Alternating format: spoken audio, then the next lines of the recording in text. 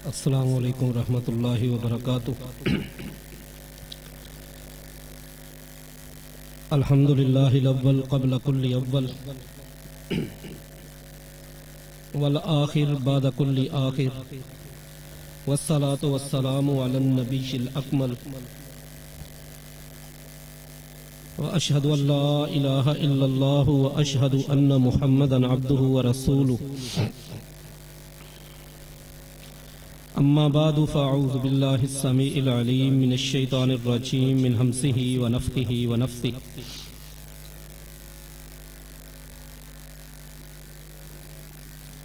इन्नमा यख्शल्लाह मिन इबादिहिल उलमा।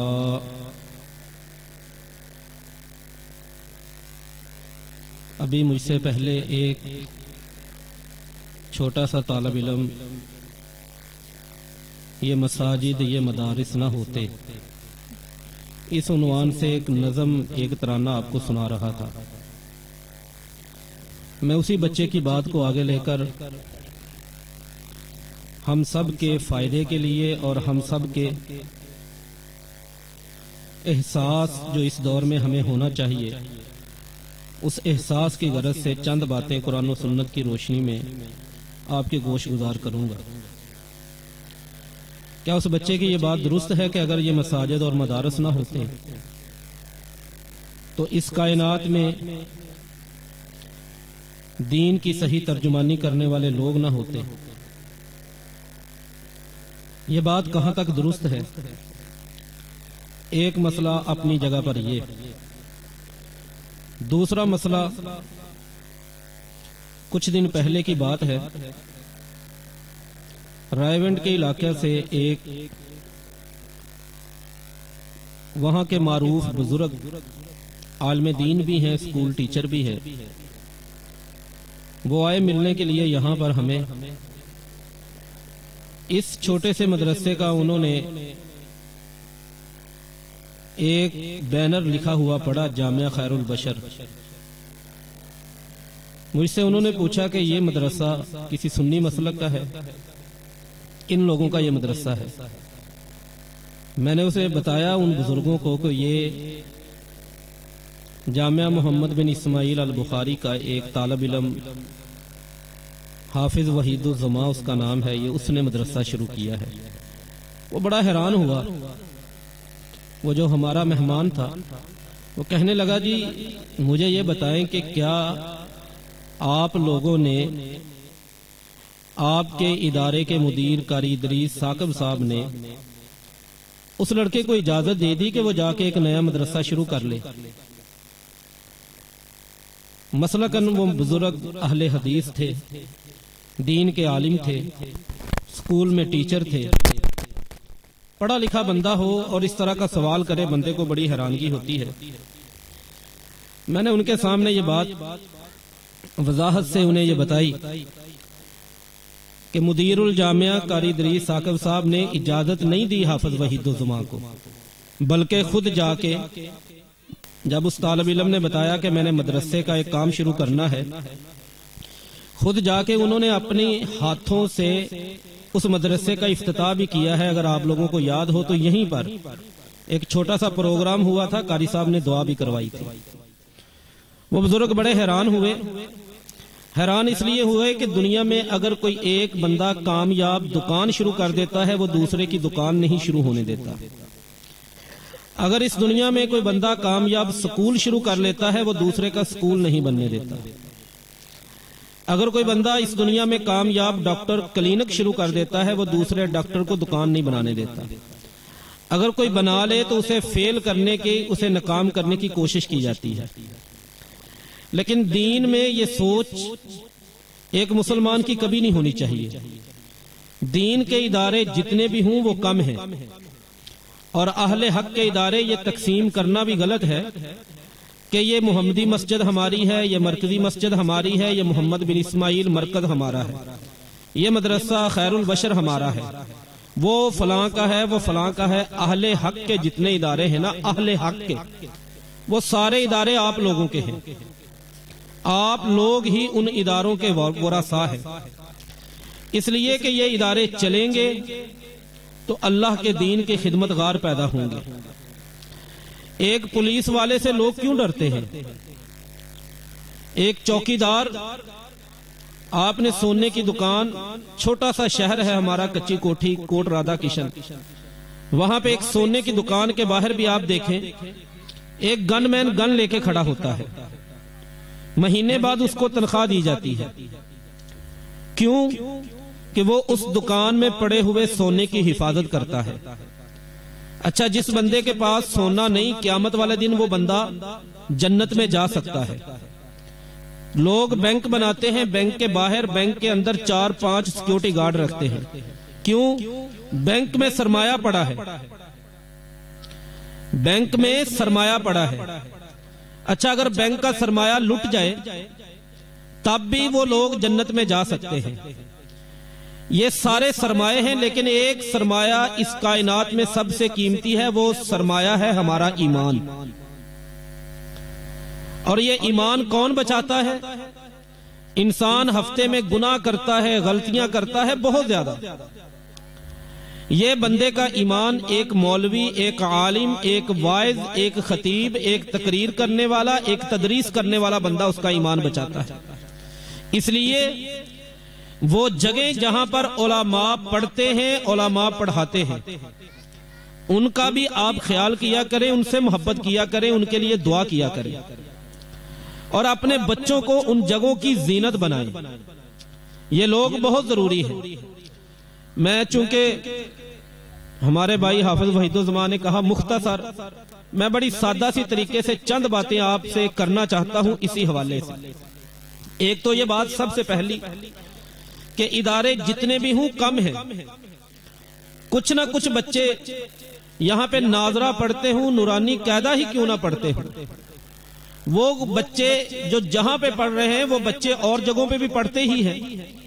इस जगह पे अगर बच्चों की पढ़ाई का इंतजाम हुआ तो अल्लाह ताला के फजल से दीन की कोई ना कोई बेहतरी तो आई है ना कोई बच्चा तो कुरान पढ़ना सीखेगा। इदारे जितने भी हूं ये कम है। इमाम इब्ने जोजी रहमतुल्लाहि अलैह गुजरे हैं, बड़े अजीम इमाम हैं, वक़्त के मुहद्दिस भी थे, खतीब भी बड़े कमाल के थे। बगैर स्पीकरों के तकरीर करते, 2-2 लाख का मजमा इनके सामने होता। इमाम इब्ने जोजी रहमतुल्लाहि अलैह किताबें बड़ी लिखी हैं। उनकी एक किताब बड़ी मारूफ है, उसका उर्दू में भी तर्जमा हो गया, उसमें उसका अंग्रेजी में भी तर्जमा हो गया, उसका तर्जमा फ्रांसीसी जुबान में भी हो चुका है। इतनी वो मशहूर मारूफ किताब है, शायद आपने किसी ने पढ़ी हो, सुनी हो। तलबीसे इबलीस उस किताब का नाम है। तलबीसे इबलीस में एक वाकया इमाम इब्ने जोजी ने लिखा, बड़ा कमाल का वाकया है। उन्होंने देखा, कहते हैं कि किसी पैगंबर, रसूल या किसी और नेक आदमी ने देखा, शैतान एक गधा है, उस पे मोटे मोटे रस्से वो लदे हुए हैं, वो शैतान उस गधे को लेके जा रहा है। उस नेक आदमी ने उस शैतान को रोका, कहा ये बताओ कि ये गधे पे क्या लाद के ले जा रहे हैं? शैतान ने कहा जी रस्से। आपने करना क्या है इन रस्सों का? कहने लगा कि ये रस्से मैंने स्पेशल खास तौर पर एक बड़ी अहम चीज से मैंने तैयार किए हैं। कहा किससे तैयार किए हैं? शैतान ने कहा ये रस्से मैंने हसद से तैयार किए हैं। हसद का मतलब है कि इस बच्चे के पास कार है, मेरे पास नहीं, मैं जलना शुरू हो जाऊं कि इसके पास कार ना रहे, मेरे पास आ जाए, या इसकी दुकान चलती है, मेरी नहीं चलती, मैं जलना शुरू हो जाऊं कि इसकी बंद हो जाए, मेरी जलना शुरू हो जाए। भाई कितना सादा दीन का तरीका। आप दुआ करें या अल्लाह उसकी रोजी में भी बरकत डाल, मेरी रोजी में भी बरकत डाल। कहा ये हसद से मैंने रस्से तैयार किए हैं। शैतान से पूछा नेक बुजुर्ग ने, करेगा क्या? कहने लगा इस रस्सों के साथ, इन रस्सों के साथ मैंने इस दौर के उलमा को, वाइज को, तकरीर करने वालों को, इल्म पढ़ाने वालों को मैंने काबू करना है। नेक आदमी ने कहा मुझे तेरी बात की समझ नहीं आई, क्या करेगा तो इनको काबू करके? शैतान कहने लगा मैं और मेरा लश्कर हम सारा दिन मेहनत करते हैं, किसी से चोरी करवाते हैं, किसी से डकैती करवाते हैं, किसी से जिना करवाते हैं, किसी से फ्रॉड करवाते हैं, किसी से शिरक करवाते हैं, किसी से कुफर करवाते हैं, किसी से झूठ बुलवाते हैं, किसी से तोहमत लगवाते हैं, किसी का हाथ उठवाते हैं, किसी की जुबान चलवाते हैं। ये सारे गुनाह करने के बाद ये लोग किसी कॉन्फ्रेंस में, किसी जलसे में, किसी जुमे में जाते हैं, एक आलिम की तकरीर सुन के डर के तौबा करते हैं, हमारी सारी मेहनत जाया हो जाती है। उस आलिम की एक तकरीर की वजह से लोग तौबा करके अल्लाह को राजी कर लेते हैं। तो मैंने सोचा है कि अब मौलवियों को काबू कर लो। शैतान का सबसे ज्यादा जो फोकस होता है, शैतान की सबसे ज्यादा जो तवज्जो होती है, वो उन लोगों पर है जो आपके ईमान की बेहतरी करते हैं। अभी तक 3 चीजें जो मैंने आपके सामने अर्ज की। सबसे पहली चीज कि हमारे पास जितने मदरसे हों उतने ही कम हैं। शर्त यह है कि वहां पे दीन का काम होना चाहिए, ईमानदारी के साथ, इखलास के साथ, अल्लाह की रजा के लिए। नंबर 2, जैसे आप अपनी दुनिया बचाने की फिक्र करते हैं, आपके पास पैसा आए, आप घर में आते हैं, बाहर के गेट को कुंडी लगाते हैं, कमरे में आते हैं, कमरे के दरवाजे को कुंडी लगाते हैं, सेफ अलमारी खोलते हैं, उसके अंदर बना हुआ छोटा खाना खोलते हैं, उसको चाबी लगाते हैं, पैसे उसमें रखते हैं, उसको बंद करते हैं, फिर चाबी से ताला लगाते हैं, चाबी को छुपाते हैं, फिर सेफ अलमारी को बंद करते हैं। जैसे आप दुनिया की चीजों का फिक्र करते हैं ना, जो चली भी जाए तो बंदा नाकाम नहीं होता, अल्लाह कामयाब कर देता है। इससे ज्यादा फिक्र अपने ईमान का किया करे, इससे ज्यादा फिक्र अपने दीन का किया करे, इसलिए कि ये दीन और ये ईमान अगर चला जाए बंदे के पास कुछ नहीं बचेगा। तो ये ईमान और ये दीन सलामत कहां से रहता है? ये सिर्फ और सिर्फ आपको दीन के उलमा सिखाएंगे। शर्त यहां पर भी ये है कि आलिम रब से डरने वाला हो, अल्लाह की रिजा के लिए काम करने वाला हो, इखलास के साथ करने वाला हो, दुनियावी चीजों के पीछे भागने वाला नहीं। अबू हुरैरा रज़ी अल्लाह ताला अन्हु, ये लोग बड़े अजीम हैं, बहुत अजीम है ये लोग। यकीन कीजिए रसूलुल्लाह सल्लल्लाहु अलैहि वसल्लम की हदीस की वजाहत ये हाफिज वहीदुज़्ज़मान साहब कर रहे थे ना, खैरुकुम मन तअल्लमल कुरान व अल्लमहु, कि तुम में से सबसे बेहतरीन वो है जो लोगों को कुरान सिखाए। खैरुकुम मन तअल्लमल कुरान, जो कुरान सीखे और कुरान सिखाए। अब ये बात बड़ी समझने वाली है। खैरुकुम, तुम में से सबसे बेहतरीन कौन? जो कुरान सीखता है, कुरान सिखाता है, सबसे बेहतरीन। अब एक मिसाल से आप समझ लें, मिसाल अगर तवज्जो से समझेंगे ना तो फिर समझ आएगी। तिरमिज़ी शरीफ में हदीस है, रसूलुल्लाह सल्लल्लाहु अलैहि वसल्लम ने फरमाया, जो बंदा कुरान का एक हरफ पढ़ता है अल्लाह ताला उसको 10 नेकियां देता है। अब ये बच्चा, आपने फरमाया कि मन कारा हरफन, जो बंदा एक हरफ पढ़ता है अल्लाह उसको 10 नेकियां देता है। फिर उसके बाद आपने फरमाया, मैं ये नहीं कहता कि अलिफ लाम मीम एक हरफ है, बल्कि मैं कहता हूं अलिफ एक हरफ है, लाम एक हरफ है, मीम एक हरफ है। अच्छा, एक हरफ पढ़ने वाले को 10 नेकियां मिलती हैं। ये जो बच्चे मदरसे में हिफ्ज करते हैं ना, तो ये रोजाना कितना कुरान पढ़ते हैं? हमने बड़ी दफा हिसाब किया, मैंने कई कुर्रा कराम से पूछा, उस्तादों से पूछा कि एक बच्चा जो कुरान पाक हिफ्ज करने के लिए आता है वो दिन में कितने पारे कुरान पढ़ लेता है? कुर्रा कराम ने बताया कि वो तकरीबन 6 पारे कुरान पढ़ता है। सबक सुनाना होता है, सबकी सुनानी होती है, मंजिल सुनानी होती है। 6 पारे। एक पारे में, एक सपारे में कितने हरफ होते हैं? 9,500, तकरीबन 9,500 हरफ। कितने पारों में? एक सपारे में 9,500 हरफ एक सपारे में। और बच्चा जब एक सपारा पढ़ता है उसे सवाब कितने सपारों का मिलता है? 10 सपारों का। एक सपारा जब बच्चा पढ़ के फारग होता है, वो छोटा सा बच्चा जिसे अपना नाक सही तरह साफ नहीं करना आता, जिसे सही तरह टोपी नहीं लेनी आती, जिसके हाथ में बाप मोटरसाइकिल की चाबी नहीं देता कि तू मोटरसाइकिल कहीं पे बर्बाद कर देगा, जिसको बाप टच मोबाइल नहीं देता कि तू खराब कर देगा, वो बच्चा, मासूम सा छोटा सा बच्चा, एक दिन के अंदर जब वो बैठा एक पारा पढ़ता है, एक पारे में 9,500 हरफ होते हैं, 9,500, 9,500। वो बच्चा एक पारा पढ़ने के बाद 9,500 हरफ थे, अब वो कितनी नेकियां कमा रहा होता है, कमा चुका होता है। एक पारा पढ़ने के बाद 9,500 थे, अब वो 95,000 नेकियां कमा चुका होता है। 95,000। जब वो शाम तक 6 पारे पढ़ता है, वो बच्चा छोटा सा 5,70,000 नेकियां कमा चुका होता है। 5,70,000 नेकियां। मुझे बताएं कौन बंदा है, हमें तो नोट गिनने आते ना, पैसे गिनने आते, सेल इतनी होगी बस ठीक है, दुकान बंद करे चले, खाता पूरा हो गया। बच्चा है 5,70,000 नेकियां कमा के, जो मदरसे में बच्चा पढ़ता है ना, वो जब घर आता है वो 5,70,000 नेकियां कमा के आ रहा होता है, क्योंकि कुरान के हर हरफ के बदले 10 नेकियां हैं। और एक बच्चा तकरीबन 6 पारे रोजाना पढ़नी पड़ते हैं उसे, जब वो क्लास पढ़ने जाता है।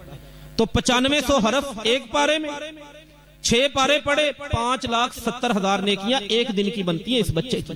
5,70,000। हम स्कूलों के खिलाफ नहीं, हमारे मदरसे में BA तक स्कूल की, FA तक स्कूल की बकायदा क्लासें मौजूद है। जो बच्चा हमारे मदरसे से पढ़ के फारग होता है उसके लिए FA करना लाजमी है। FA तक हम स्कूल की तालीम के खिलाफ नहीं, लेकिन मैं ये बताना चाहता हूं कि फर्क क्या है। ये मदरसे का बच्चा है जो शाम को घर आता है तो 5,70,000 नेकियां होती हैं, और एक बच्चा आपका वो है जो स्कूल में जाता है। स्कूल में जाकर उसे एक मैडम एक अंग्रेजी का कायदा देती है और उसे 2 लफ्ज पढ़ाती है। वो पढ़ रहा होता है C for cat, D for dog, C for cat, D for dog. Punjabi में तर्जमा करो। इस बच्चे को कहो पंजाबी में ये लफ्ज पढ़े, यकीन करें हमारा कोई बुजुर्ग उठ के इसे जूते मारना शुरू कर देगा। C for cat, D for dog का मतलब क्या है? कुत्ता बिल्ली, कुत्ता बिल्ली, कुत्ता बिल्ली, यही मतलब है। एक बच्चा सारा दिन जुबान से ये लफ्ज बोलता है और एक सारा दिन बैठकर बिस्मिल्लाहिर्रहमानिर्रहीम अल्लाह का नाम ले रहा है। कितना फर्क है इन दोनों बच्चों के। ये बड़ी सादा सी तकरीर आप सुनेंगे शेख यूसुफ पसरूरी साहब। मैं ये सिर्फ अर्ज करना चाहता हूं कि इन मदरसों का मुकाम क्या है, इन मदरसों की जीनत क्या है। यही वजह थी कि अबू हुरैरा रज़ी अल्लाह ताला अन्हु, मैंने अर्ज किया ये मिसाल मैंने सिर्फ बच्चों के फर्क के लिए की है। मैं स्कूलों को डी ग्रेड नहीं करता, स्कूलों को मैं डी वैल्यू नहीं करता। स्कूल की तालीम भी इस दौर में जरूरी है, वो भी हमें पढ़नी है, लेकिन ये याद रखें कि असल जो तालीम है वो हमारी कुरान और सुन्नत की तालीम है। अबू हुरैरा रज़ी अल्लाह ताला अन्हु, तबरानी औसत की हदीस है, 1429 नंबर।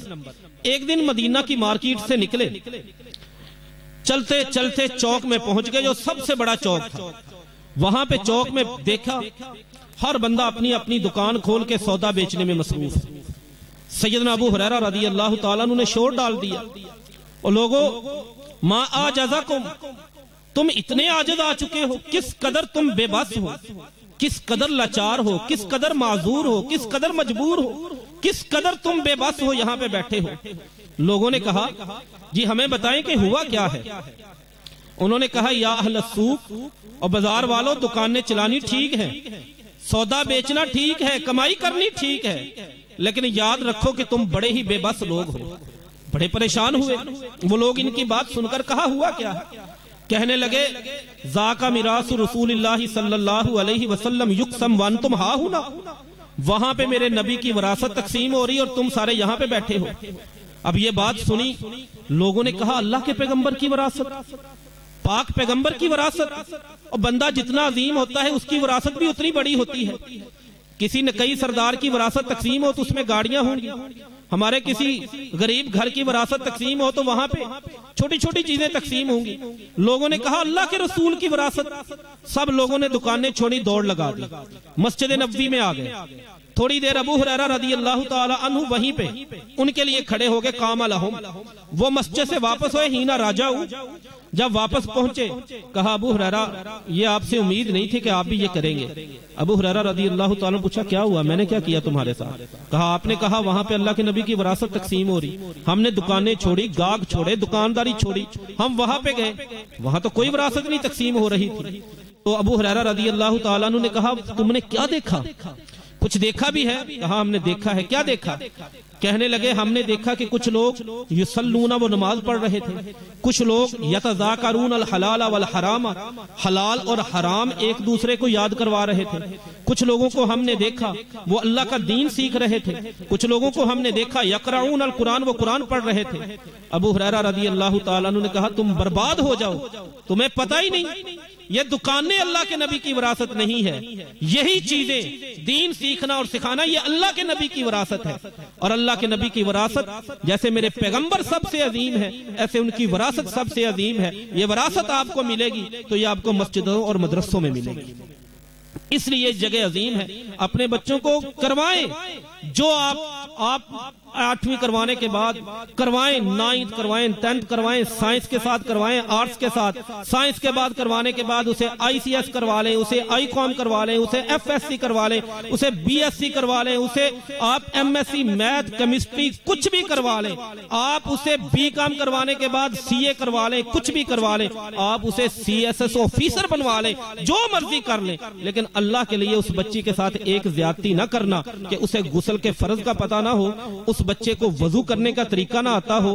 कल को हमने मरना है, मेरा बच्चा पहली साफ में खड़े होके आंखों से आंसू तो बहा रहा हो, लेकिन मेरे जनाजे में मेरे बेटे को मेरे जनाजे पर दुआएं पढ़नी ना आती हो, ये मेरी इससे बड़ी बदबख्ती कोई नहीं कि मैंने उसे BBS MBBS डॉक्टरी की डिग्री करवा दी, मैंने उसे CSS करवा दिया, मैंने उसे CA करवा दिया, मैंने उसे MSc केमिस्ट्री बना दिया, मैंने उसे MPhil PhD डॉक्टर बना दिया, लेकिन मैं नमाज जनाजा की दुआएं ना याद करवा सका। इसलिए अपने बच्चों को मस्जिदों और मदरसों के साथ जोड़े, कम अज कम अपने लिए वो दीन सीख जाए, और एक बच्चा अल्लाह के दीन के लिए जरूर वक्फ करे, वो दीन का आलिम बनकर बेहतरीन। और आखिरी बात मैं करता हूं, हमारे घर में पता क्या होता है, को महीना गुजरने के बाद ना हमारी जो माएं बुजुर्ग वो सारे घर की सफाई करती हैं, फिर एक नुक्कड़ में ना एक ढेरी लगाती हैं, टूटी हुई छाबियां, टूटे हुए जूते, लोहे के टूटे हुए वो सारी चीजें, फिर वो बड़े बच्चे को बुला के कहती हैं इसे ले जाओ कबाड़िए के पास बेचा। जो घर में काम की चीज नहीं होती वो हम कबाड़िए को देते हैं, वो उसे स्क्रैप कहते हैं। हम माफ करना, सब लोग ऐसे नहीं, बड़े बड़े अच्छे बड़े बड़े आला घरों के बच्चे भी आते हैं हमारे पास पढ़ने के लिए। मैं एक तालिब इल्म की हैसियत से मदरसे में पढ़ा भी हूँ, अपनी एक दीन की खिदमत भी कर रहा हूँ मदरसे में। बड़े नामवर घरों के बच्चे आते हैं, बड़े बड़े नेक बच्चे, बड़े ऊंचे घरों के बच्चे आते हैं, लेकिन जो अक्सर बच्चे आते हैं वो पता कैसे आते हैं, बंदे आके कहते हैं जैसे स्क्रैप होती है ना कबाड़ियों को देने वाली, इस तरह के बच्चे हमारे पास। ये बच्चा ना जी स्कूल में नहीं चल रहा, हर साल फेल हो जाता, हमने कहा आपके पास दाखिल करवा दे। ये बच्चा ना माँ की मानता, ना बाप की मानता, ना दादे की मानता, आप इसे मदरसे में दाखिल कर लें। ये बच्चा सारे दिन हमारे घर में इसके अलामे आते हैं, ताने आते हैं, इसकी लोग हमें इतराज करके जाते हैं, आप इसे मदरसे में दाखिल करें। जो स्क्रैप दुनिया में जो पढ़ने वाला ज़हीन बच्चा ना, उसे हम लेके जाते हैं जी इसे 9th करवानी है साइंस के साथ, इसे अलाइड में लेके जाना, पंजाब कॉलेज में लेके जाना। अब इसने मैट्रिक कर लिया, अब नॉन मेडिकल नहीं, अब इसे मेडिकल FSC करवानी है जी। अब उसके पास इसे, ये है हमारी सोच उस बच्चे के बारे में। लायक बच्चे दें, काबिल बच्चे दें, जो कल को आलिम बने, हक बात डट के कर सके, लोगों की आंखों में आंखें डाल के वो बात कर सके। ये नहीं कोई चौधरी आ जाए वो दीन को बदल दे चौधरी से डरता हुआ, ऐसे बच्चे नहीं। उलमा पैदा करने हैं ना, मुआशरे को बदलना है, तो अपने काबिल बच्चे इन मदरसों की जीनत बनाए। अल्लाह से दुआ है कि अल्लाह ताला हम सबको अमल की तौफीक दे। वमा अलैना इल्लल बलागुल मुबीन।